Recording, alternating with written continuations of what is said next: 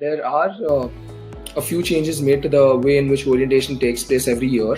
So it might either be a one-day thing where you sit for like 8 hours straight and you are introduced to the life in the United States, about how are you expected to behave in a certain way in a professional environment, how the culture here is different. They walk you through the quick, you could call it a quick 101 of the educational system in the US, of how people interact with each other, where do they go if they have help, all the resources that the universities have for the students' use. Yeah, that was pretty much it, I guess. And you again meet a lot of people here. You interact with them and you build connections when you have orientation. You meet your peer advisors, your graduate mentors, who again are a great resource if you have concerns regarding anything at all in the university.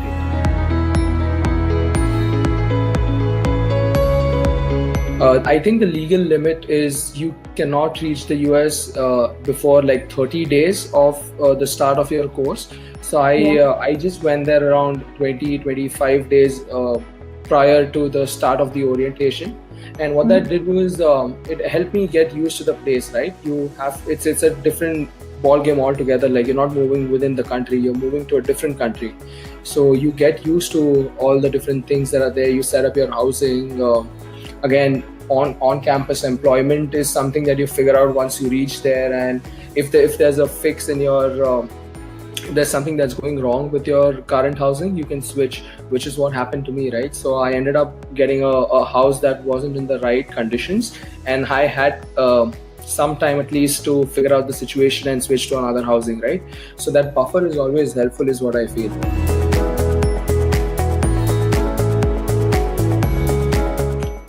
Again, it varies every year. The year that I started, it was around 140 to 160 students in the entire information management program, out of which around 90 to 100 of the students were Indians. There were around 20 to 30 Chinese students, and the rest of the students were from around different parts of the world, some being locals, some being from Mexico, and like the other 20 students were diverse, right? So it was a lot of nationalities to even remember, I guess.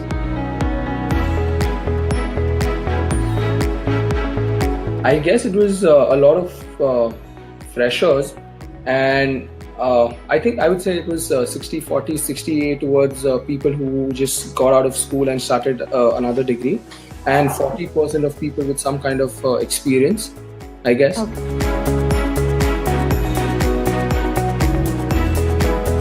It wasn't that hectic. Again, it depends on how what you make out of it. So depending on the number of courses, the minimum courses that you need to take in a particular semester is 3, and the maximum that you can take is 4. So if you take 4 classes, you go to school for 3 hours, 4 days a week, and the rest of the time you have, if you're employed on campus, you have to work a few hours, say, depending on where you're working, you'll have to work around 15 to 20 hours on your schedule. So besides that, you have time to like hang around on weekends, or say go for a movie, or be a part of a particular club, or just play for your physical fitness. And I think it's still not that hectic, and you just can pull a couple of hours out of your schedule.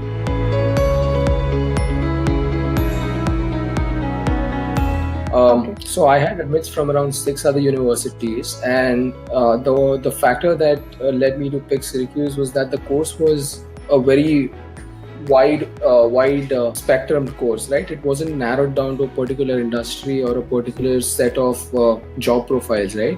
So the plethora of courses that were available at my disposal for picking up were great, right? There are just so many options that you can choose from, and you can then pick relevant courses in that particular niche program. And again, you can also do a certificate of advanced studies, which is again valid in the New York State, for no additional cost. If you pick a certain courses, you get a certificate of advanced study in either data science or information security management.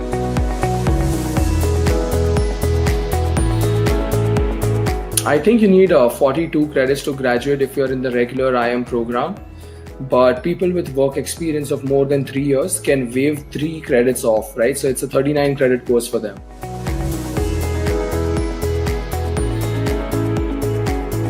Yes, so you can take up to 3 courses or 2 courses from different schools. Again, so the MBA school, that is the Whitman School of Management, has like great courses.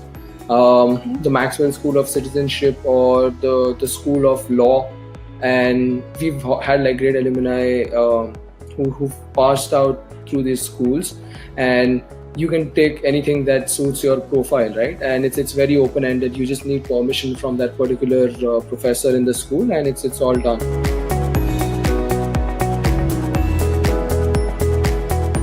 There are 2 specializations: data science and information security management, and you can pick on either one of these. And again, so the name itself is very vast a domain. So within data science, you can do core data science, or then you can switch on to something like a business analytics or a business intelligence profile.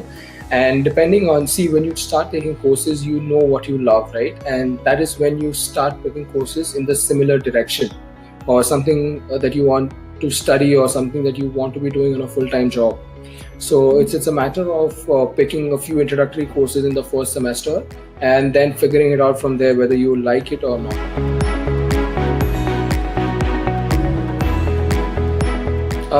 Just keep doing what you do. Like, just don't put things off. Don't procrastinate until the last moment. You will not be able to pull off what we did at MU or anything of that kind. So you just have to be regular in what you do. Just keep doing what you do, and I think the GPA shouldn't be a problem. Anything above 3.34 is good, but people end up scoring like a 4, a 3.9, a 3.8, and the courses are graded in such a manner that people have a solid grasp of the concepts. So it's very fair, transparent, and open.